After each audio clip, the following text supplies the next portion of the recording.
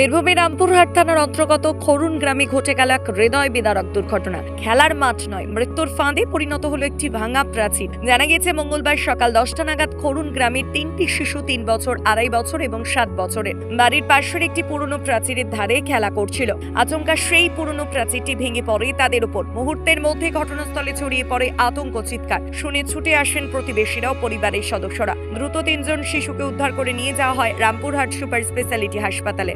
বর্তমানে 3 জনই চিকিৎসাধীন এবং তাদের শারীরিক অবস্থা নিয়ে উদ্বেগে পরিবার। স্থানীয়দের অভিযোগ, বহুদিন ধরেই সেই প্রাচীরটি দুর্বল অবস্থায় ছিল, কিন্তু কোনো রকম ব্যবস্থা নেওয়া হয়নি। প্রশ্ন উঠছে, কার গাফিলতিতে এই দুর্ঘটনা? শিশুদের জীবনের ঝুঁকি কি অবহেলার ফল?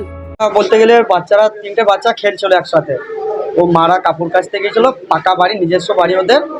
দিয়ে 3টে ছেলে খেলা করছিল, খেলা করতে করতে পাঁচির যাই হোক কোনো কারণে জানি না কি বিষয়ে পাঁচিরটা পড়ে গিয়েছে। দিয়ে ওই পাঁচিরে ঢাকা গিয়েছিল 3টে বাচ্চা, তার মধ্যে একজনের খুবই হাতে আহত হয়েছে, মানে আঙুল কাটা গিয়েছে, দুজনের হাতটা, বাঁ হাত হাতে লাগিয়েছে, মানে অবস্থা খুবই খারাপ হাতের।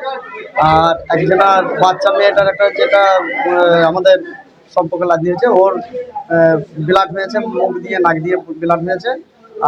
আর একটা বাচ্চা যে বড়, ও ঢাকায় ছিল, মানে অ্যাকচুয়ালি ওরা 3টেতেই ঢাকায় ছিল, সবাই আমরা যেয়ে বার করেছি। ঢাকা পড়ে গেছিল, কাপড় কাচতে গিয়েছিলাম, দিনে বাচ্চা দুটো ইয়াতে চেপে গেছিল, পাঁচিরে চেপে গেছিল, দিন ঢাকা পড়ে গেছিল বুকায়। একটাকে পেয়েছিলাম, দুটোকে পেয়েছিলাম, 3টে ঢাকা গিয়েছিল, আর একটা তলে পড়ে গেছিল। ক্ষতি একজনের আঙুল, দুটো আঙুল নাই, আর আঙুল ফুলে গেছে, আর একজনের মাজা লেগেছে, আর একজনের চিড়ে গেছে, বুকে নাক দিলে রক্ত পড়ছে।